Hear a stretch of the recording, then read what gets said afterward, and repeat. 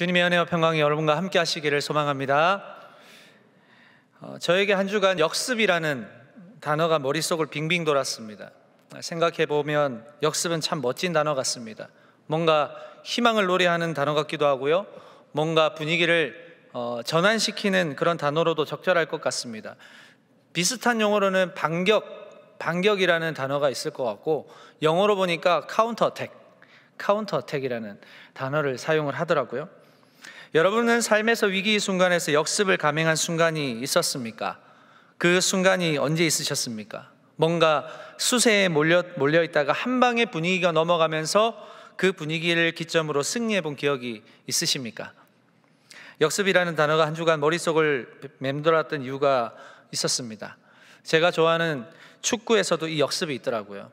한 주간 손흥민 선수가 다쳐서 참 마음이 아팠는데, 상대방에게 일방적으로 공격을 당하고 있을 때, 아무런 대책 없이 수세에 몰려 있을 때 이 전술은 빛을 발합니다.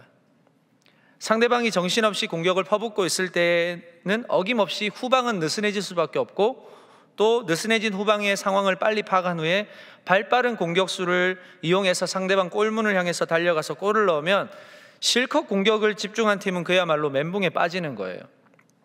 이런 의미에서 이 역습은 참 매력적인 단어 같습니다. 분위기를 완전히 바꿀 수 있는 전술, 제 아무리 강한 팀이라고 해도 그 팀을 무력화시킬 수 있는 것이 바로 역습입니다. 몇 주 전에 저는 전국 목회자 축구 대회에 출전했던 적이 있습니다.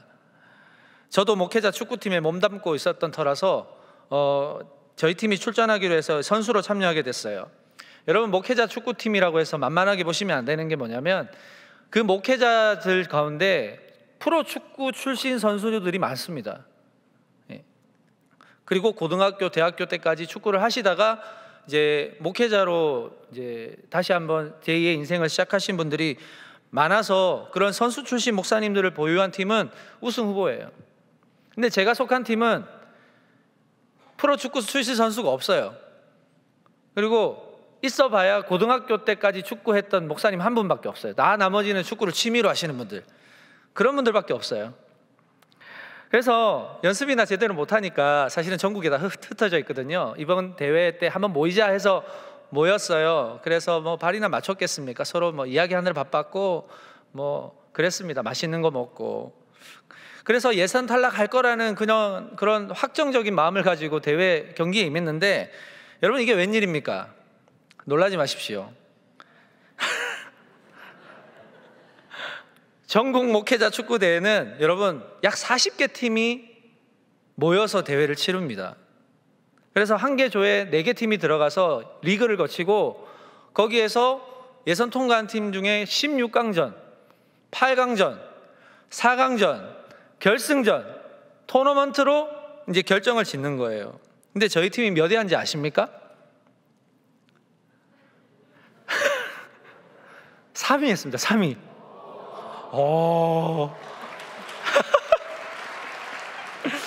여러분, 환호를 지르실 것까지는 없고요. 선수 출신도 한 명밖에 없고 축구를 거의 취미로 하는 목사님들밖에 없는데 기적과도 같은 3위를 했어요. 여러분, 더 놀라운 건 뭔지 아십니까? 저희 팀이 5년 전에도 이 대회에 출전을 했었어요. 근데 몇 위 했는지 아세요? 우승했습니다. 네. 역시 3위를 하다가 우승했다니까 이게 감동이 좀 덜한 것 같은데, 여러분, 첫 출전이었어요. 첫 출전에 우승을 했단 말이에요. 이게 얼마나 놀라운 일입니까, 그죠? 이쯤 되면 실력이 아닐까 좀 생각을 하는데 저도 모르게 제 자랑이 좀 나와서 죄송합니다. 여러분, 이 이야기를 하자는 게 아니고요, 대회를 끝나고 생각을 해보니까 우리가 나름 이 전략을 잘 세웠다는 생각이 들더라고요. 그게 뭐냐면 바로 역습이었어요. 역습. 강팀이 워낙 많으니까 우리가 그 팀들하고 비슷하게 공격을 막 하겠다고 뛰어들다가 어설프게 실점하고 그러면 안 되잖아요. 그래서 수비를 두텁게 하고 막 2중 3중으로 잠궈놓고 역습을 하는 거예요. 발빠른 선수 몇 명을 투입시켜서 막 빠르게 그 수비에 혼선을 주고 느슨한 틈을 타서 공격을 하는 거예요. 몇 주 전에 대회 8강에서 8강전에서 그것이 빛을 발했습니다. 저희 팀이 만난 4강전 상대는 다소 나이가 많으신 목회자 팀으로 구성된 팀이었어요. 겉보기에는 설렁설렁 걸어다니고 뭐 별로 실력도 없는 팀이라서 저희가 조금 교만했었던 것 같아요. 막상 경기를 시작했는데 변수가 생겼어요. 그 경기를 오후 5시에 했는데 요즘 해가 짧아져가지고 여러분 5시쯤 되면 해가 어디에 있는 줄 아세요? 바로 보면은 정면으로 있어요. 이게 웬일입니까? 전후반 없이 25분을 하는데 장소 선택을, 진영 선택을 하는데 저희가 졌어요. 그랬는데 이 목사님들이 여우 같은 게 여우같이 아니 햇빛을 등지는 쪽으로 딱 선택을 하는 거예요. 그럼 저희는 어떨까요? 햇빛이 바로 그냥 때리는 거예요. 눈으로. 앞이 하나도 안 보이는 거예요. 패스가 어디로 가는지, 뭐 우리 팀 선수가 누군지 하나도 분간이 안 돼요. 그런데 그 목사님, 여우 같은 팀 목사님들은 그야말로 신나게 공격을 하는 겁니다. 걷잡을 수가 없더라고요. 그러다가 어이없이 한 골을 내주게 됐어요. 하필 종료가 5분 남겨둔 상황에서. 그런데 여러분, 은혜인 게 무엇이냐면, 죄송합니다. 여기서 은혜라는 말 나오면 안 되는데, 반전이 있었어요. 5분 딱 지나니까, 5분 딱 남겨놓으니까 해가 구름 뒤로 싹 숨는 거예요. 숨어서 이제 앞이 보이기 시작했어요. 근데 5분밖에 남지 않았잖아요. 여전히 상대방이 이기고 있고 분위기도 상대방이 잡고 있었어요. 미드필더를 저는 맡고 있었거든요. 근데 제가 이렇게 안 보이시겠지만 발이 좀 빠릅니다. 그래서 최전방 공격수 되시는 목사님하고 자리를 바꿨어요. 그래서 목사님, 저한테 기회가 나면 뻥 차달라고 했어요. 그런데 그 작전이 먹혔어요. 막 공격하고 있던 목사님들 사이에서 수비가 느슨해지다 보니까 맨 뒤에서 저에게 뻥 차줬는데, 제가 그 공을 간신히 잡고는 한 명을 제끼고 두 명을 제끼고 왼쪽 구석에 있는 골문으로 정확하게 골을 넣어서 역전을 했습니다. 아니, 박수 안 치셔도 돼요. 박수. 아니, 안 됩니다. 박수 치시면 안 돼요. 제가 교만해지기 때문에 안 됩니다. 안 돼요. 박수 치지 마십시오. 그래서 그게 이제 제 전에 동점골을 넣었고 제가 역전골을 넣은 거예요. 그래서 4강에 진출하게 됐어요. 희망이 없어 보이던 5분을 저희 팀이 그 짧은 시간에 역습을 준비해서 신나게 공격하느라 느슨해진 그 수비수를 뚫고 2골을 넣은 겁니다. 전 생각을 했어요. 역습이라는 게 이렇게 중요하구나.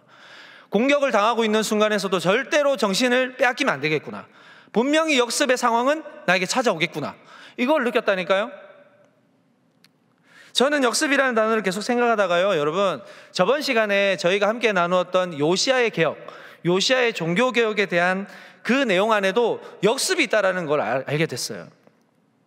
우상숭배로 인해서 타락해버린 이 남유다는 요시아 왕이 이어받았을 때에도 여전히 우상숭배 중이었어요. 도무지 희망이라는 것이 없어 보였던 그런 상황이었단 말이에요. 그런데 이 요시아의 조부, 할아버지였던 므낫세는 이 유다 왕 중에 가장 악한 왕, 무려 50년이 넘는 그 세월 동안 우상숭배를 하고 갖은 타락된 문화와 정말로 그 불신앙을 접목시켜서 하나님을 정말로 진노하게 했던 그런 왕인데, 그 손자가 바로 요시아였어요. 그 아버지도 마찬가지였고, 그런 하나님의 신앙, 여호와 야훼 신앙을 가져야 했던 흔적과 정신을 모두 바알과 아세라로 바꿔버렸던 세월을 지금 지나고 있는 거예요. 그러나 여러분, 거짓말처럼 성전 안에는 율법책이 있었습니다. 발견하지 못했을 뿐이에요. 요시아가 어느 날 명령한 성전 수리 가운데 대제사장 hil기야는 그 율법책을 발견하게 됐고, 그 율법책을 발견한 요시아는 서기관 사반에게 이것을 읽어보라고 이야기했을 때, 서기관 사반이 그 말씀을, 언약의 말씀을 읽기 시작하자 이 요시아 왕은 가슴이 찢어지는 것을 경험하면서 하나님 앞에 옷을 찢으며 회개를 하고 있습니다. 그리고 남녀 구분 노소 없이 모든 백성들의 귀에 율법에 기록된 말씀을 읽히기 시작했고, 요시야 왕은 단위에 서서 여호와 앞에서 언약을 세웁니다. 그 언약이 무엇인지 아십니까? 열왕기하 23장 3절 말씀이에요. 다 같이 한번 같은 목소리로 한번 읽어보겠습니다. 시작. 왕이 단위에 서서 여호와 앞에서 언약을 세우되 마음을 다하고 뜻을 다하여 여호와께 순종하고 그의 계명과 법도와 율례를 지켜 이 책이 기록된 이 언약의 말씀을 이루게 하리라 하매 백성이 다 그 언약을 따르기로 하니라. 아멘. 여러분, 이게 참 놀라운 게 뭐냐면, 지금까지 수십 년 동안 악한 왕들 때문에 여호와 하나님께 예배하는 것이 아니라 뭘 예배했어요? 바알과 아세라를 예배했단 말이에요. 그들에게 절을 하고 고개를 숙이고 가증한 음식과 타락된 문화로 아주 엉망진창이 된 남유다의 상황이에요. 자, 지금 이 언약의 말씀이 읽혀지고 들려지기 시작하니까 백성들의 마음이 어떻게 되고 있습니까? 마치 두꺼운 얼음이 불을 만나서 녹아내리듯이 점점 녹아내리고 있는 거예요. 여러분, 여기서 저는 진리를 하나 발견하게 됩니다. 하나는 뭐냐면, 우리 하나님이 지으신 인간은 반드시 하나님의 방법으로 살 때 가장 온전하게 살 수 있다는 거, 저는 이걸 발견했어요. 그리고 또 하나는 뭔지 아십니까? 제 아무리 인간이 만든 우상과 인간이 만든 문화가 그들의 삶을 뒤덮고 있다고 해도 하나님의 형상으로 창조된 피조물들은 하나님의 말씀이 들어갈 때, 하나님의 말씀을 읽기 시작할 때, 하나님의 말씀을 가까이 할 때 그들은 얼음 덩어리처럼 얼어붙은 마음이 불에 녹듯이 녹아내리더라는 사실이에요. 유다 백성들이 과거 악한 왕들의 통치를 받으면서 하나님의 말씀을 접할 수가 없었습니다. 왕이 하나님의 말씀을 안 읽는데 어떻게 백성들이 하나님의 말씀을 읽겠어요? 어떻게 하나님 앞에 이 백성들이 올바로 설 수 있겠습니까? 말씀을 볼 생각도 없이, 들을 생각도 없이 그렇게 살다 보니까 자연스럽게 인간의 손으로 만든 우상과 손으로 만든 문화에 젖어서 타락한 삶을 사는 거예요. 안 그래도 얼어붙은 얼음 덩어리가 녹여낼 수 있는 불이 없으니까 녹을 수 있을까요? 설상가상 남유다는 야훼 신앙이 꽁꽁 얼어붙어 있었던 그런 상황이었어요. 어떻게 녹겠습니까? 더 두껍게 얼어붙겠죠. 더 완고해지겠죠. 더 악해지는 것입니다. 그러나 여러분, 말씀이라는 불이 완고하게 얼어붙은 이들의 마음에 들어가서 녹이기 시작하니까 놀라운 일이 생기는 거예요. 얼어붙은 마음이 녹기 시작하고 혼미한 정신이 돌아오고 지금껏 헛된 것을 쫓아갔던 그 모든 시간들을 회개하면서 정상으로 돌아오게 되더라는 것입니다. 이게 여러분, 말씀의 힘입니다. 말씀의 힘. 여러분, 우리가 절대로 말씀을 떠나면 안 됩니다. 우리의 삶에 말씀은 유일한 솔루션이에요. 그리고 유일한 치료제예요. 유일한 삶의 대안이에요. 오직 말씀에 모든 것이 다 있습니다. 요즘 너무나도 다양한 문화들이 오늘날 살아가는 젊은 세대는 물론이고 어린이, 청소년 할 것 없이 이들의 삶에 침투해 있고 고스란히 스며들고 있지 않습니까? 어른들이 말세야.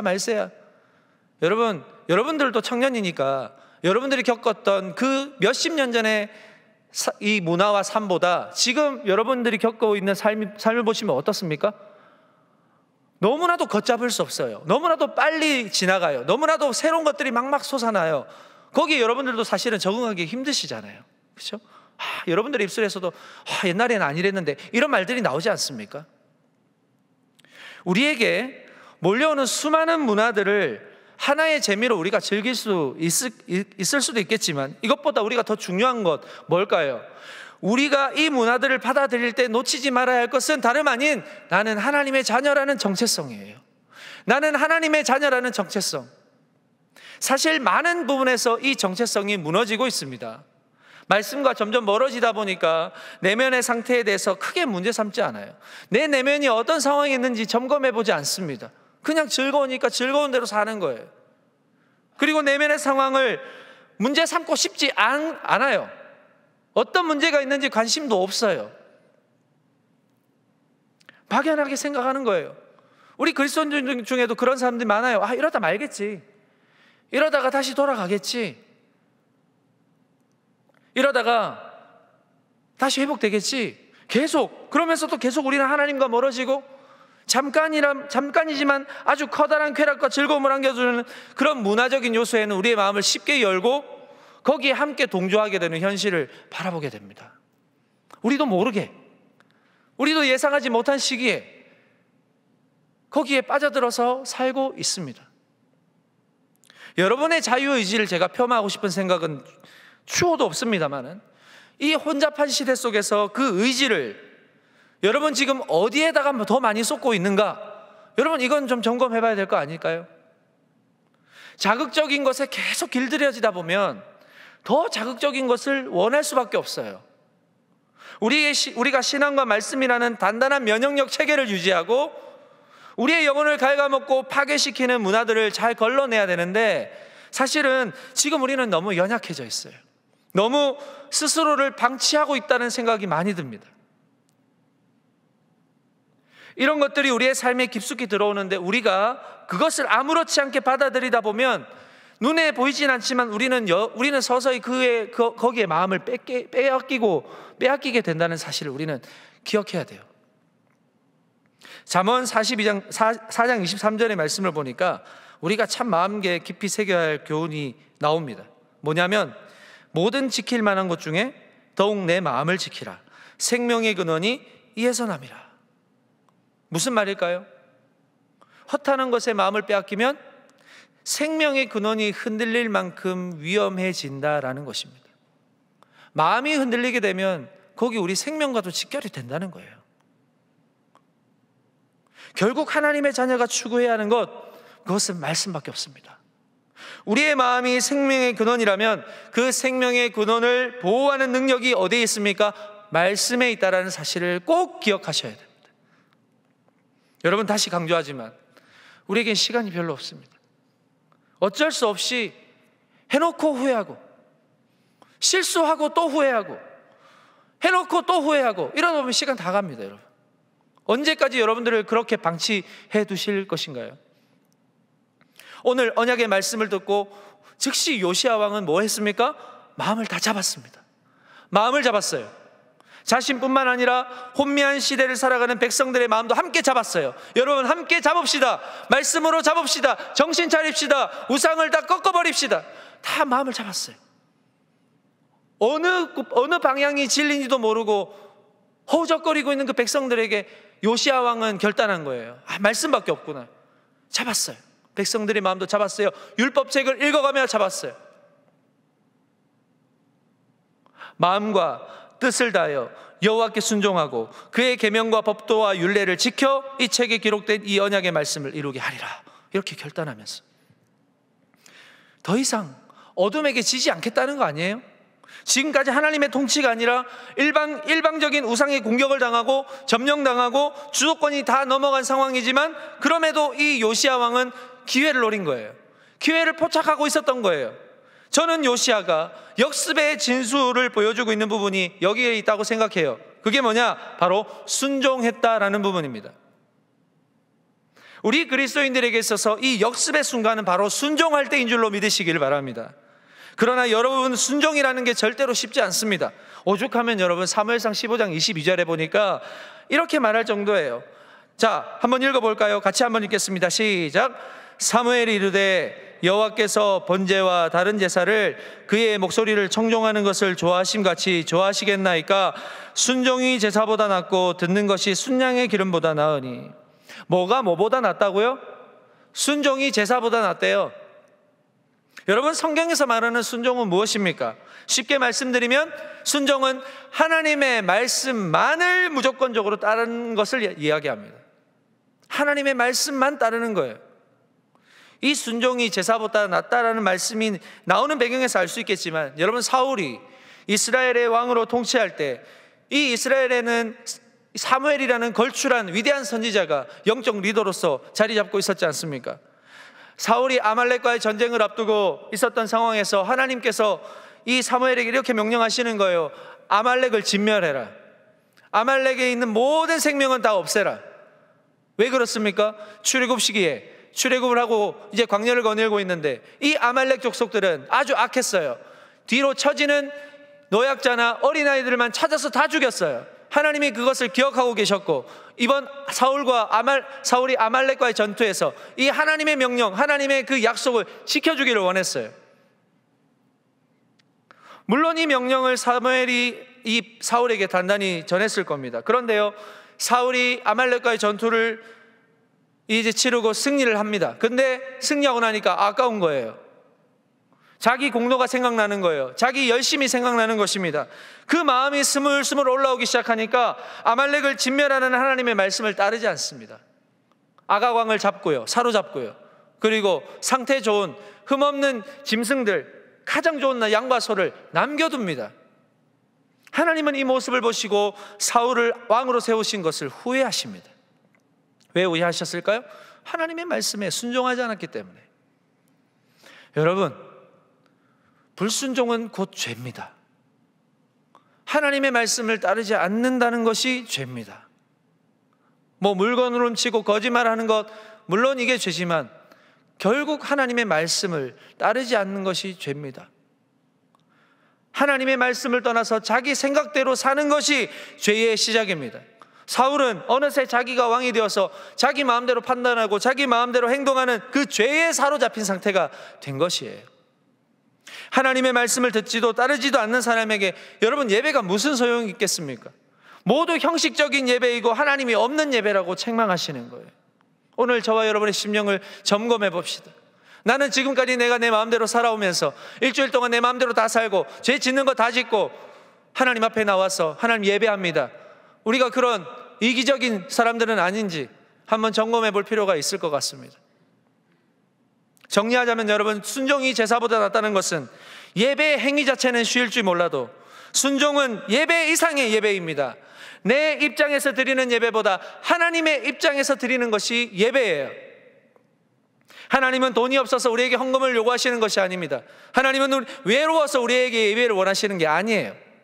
우리는 당신의 목적으로 지으셨고 피조물이 마땅히 드려야 하는 이 그 예배 안에는 아무런 감동도 없는 예물보다 우리의 중심을 원하시는 것입니다. 하나님을 사랑하는 그 마음을 원하시는 것입니다. 마음의 예배를 원하시는 거예요.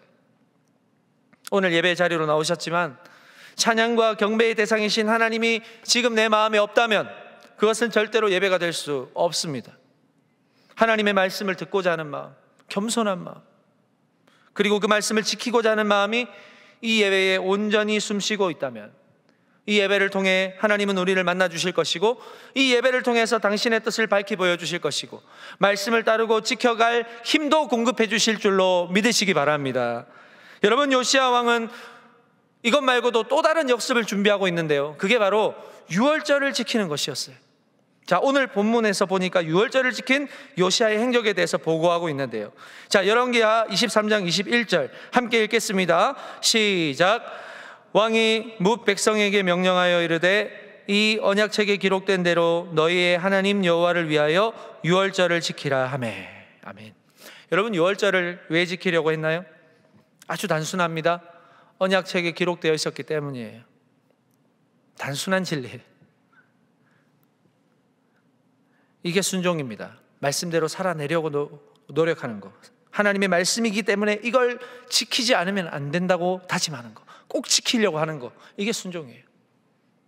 이 유월절을 지키는 것이 당시 엄청난 왜 사건이었는지 왜 아십니까? 어떻게 아십니까? 22절을 보십시오. 사사가 이스라엘을 다스리던 시대부터 이스라엘 여러 왕의 시대와 유다 여러 왕의 시대에 이렇게 유월절을 지킨 일이 없었더니, 이렇게 이야기하는 전무후무한 일이 일어나는 거예요. 여러분, 유월절은 어떤 절기인지 아십니까? 따라해 볼까요? 기억의 절기. 기억의 절기.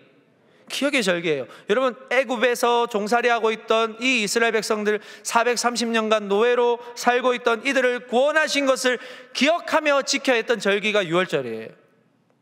하나님께서 이스라엘을 구원하시기 위해서 각 집의 어린 양의 피를 문설주와 임방에 바르고 그 하나님의 날에 쓴나물과 무교병을 먹게 하십니다. 그날 밤 죽음의 사자가 밤에 집집마다 지나갈 때 그 어린 양의 피가 문설주와 임방에 묻은 집은 다 지나가셨다고 했어요. 패스오버.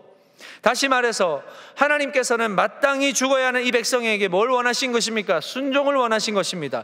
내가 이렇게 할 테니 너희는 순종해라. 그러면 죽음의 사자가 너희를 지나갈 것이다.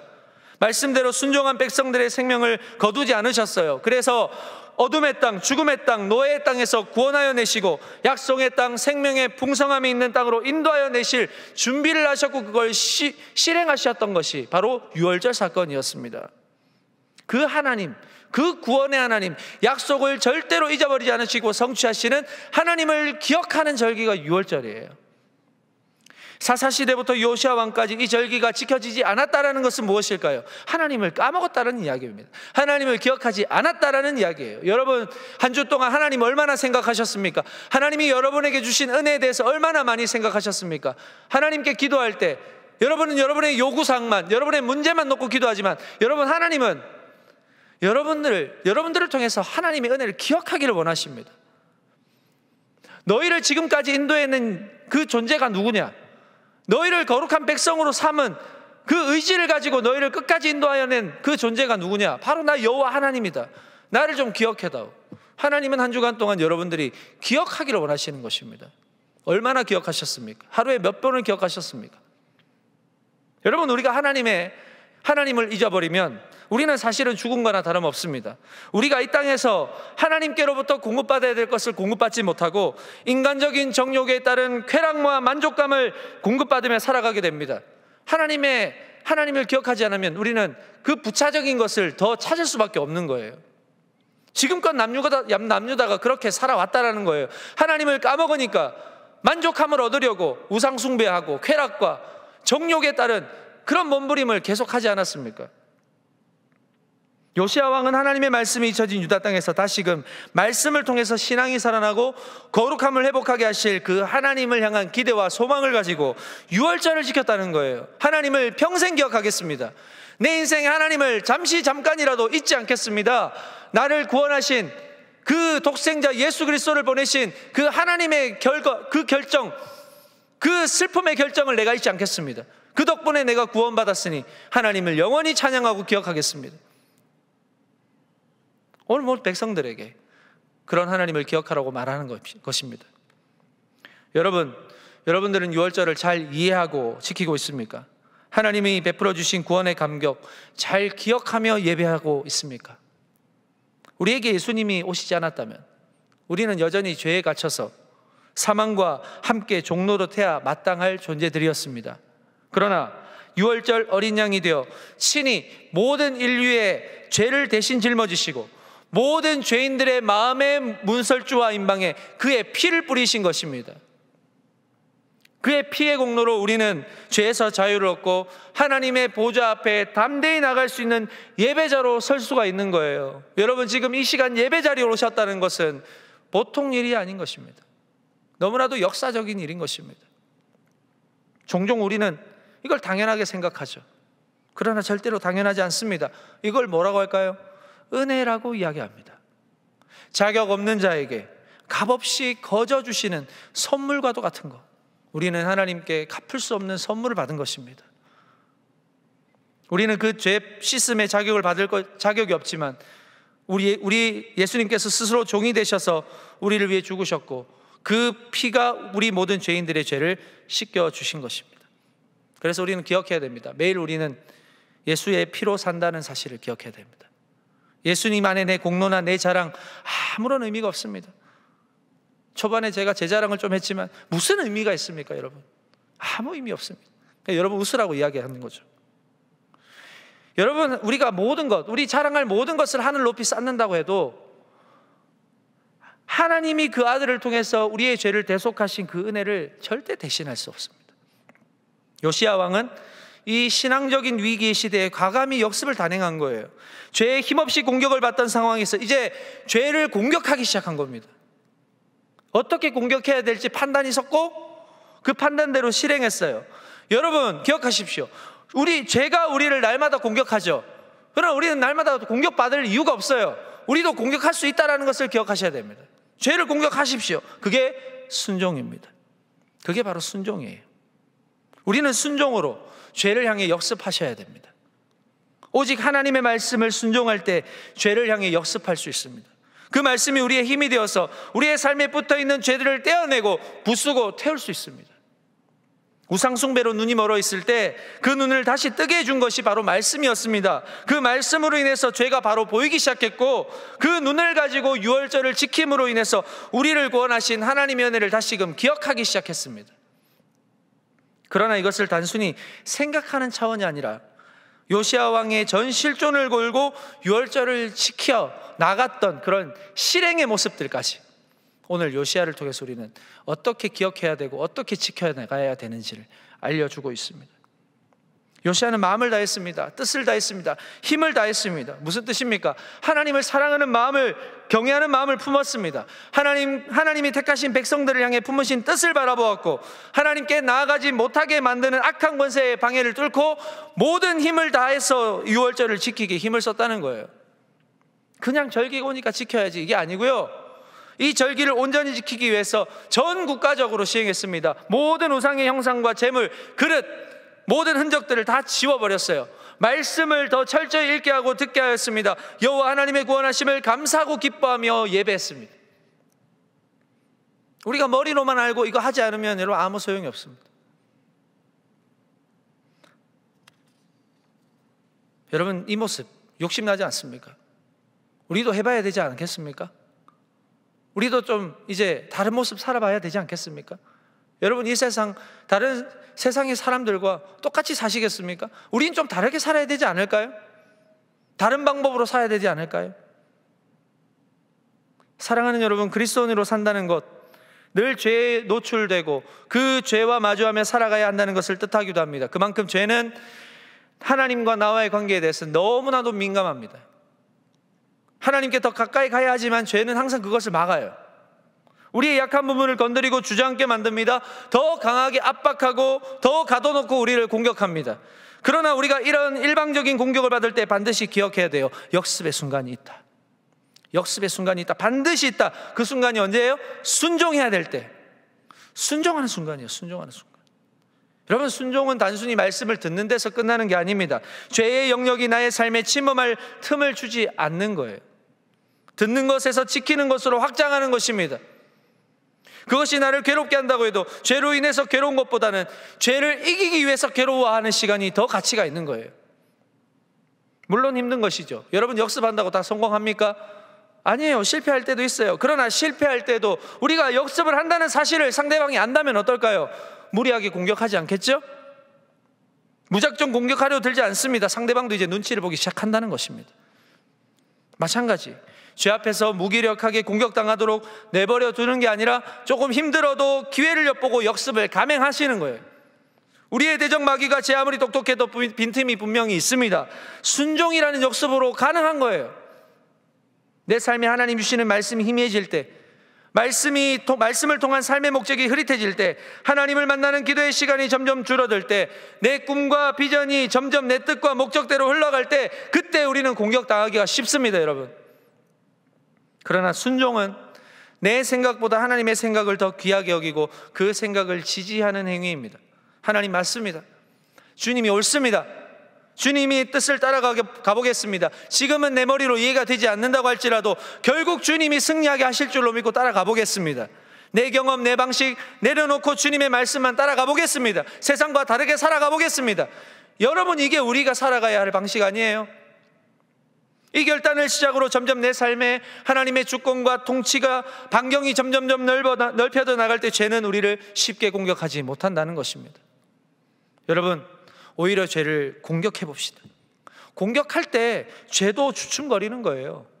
우리를 더 이상 얕보지 못하는 거예요. 우리를 두려워하는 거예요. 순종이라는 역습에 죄는 힘을 잃게 되는 것입니다. 이번 한 주간 하나님의 말씀에 순종하고 말씀 한 구절이라도 지켜 행하는 삶의 실천을 해봅시다. 날마다 죄에 지면 어떻게 해야 해요? 역습하는 순간도 있어야 되지 않겠어요? 여러분, 기회를 노려보십시오. 말씀을 찾아보십시오. 그 말씀에 답이 있고 하나님께서 역습하고자 하는 기회를 주실 것이고 마음을 주실 것입니다. 그때 과감하게 죄에 대하여 타협하지 말고 공격하시기 바랍니다. 그러면 여러분, 죄만 이길 뿐만이 아니라 우리의 영성도, 그리스도인한 정체성도 성장하게 될 것을 믿습니다.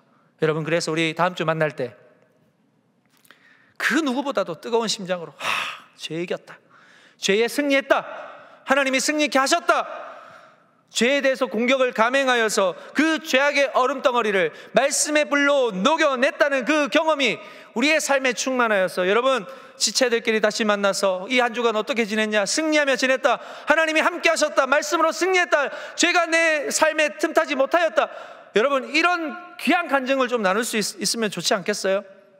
그런 간증이 서로를 자극시켜줄 뿐만 아니라 내 신앙도 성장하게 한다는 사실 꼭 기억하셔서 여러분, 하나님의 그 마음으로 하나님 뜨겁게 예배하고 또 하나님의 이름을 더 높이는 그런 다음 주에 예배를 기대하며 이번 한 주간 승리하시는 여러분 되시기를 주의 이름으로 축복합니다. 기도하겠습니다. 하나님 아버지, 우리에게는 하나님이 예비해 놓으신 승리가 있습니다.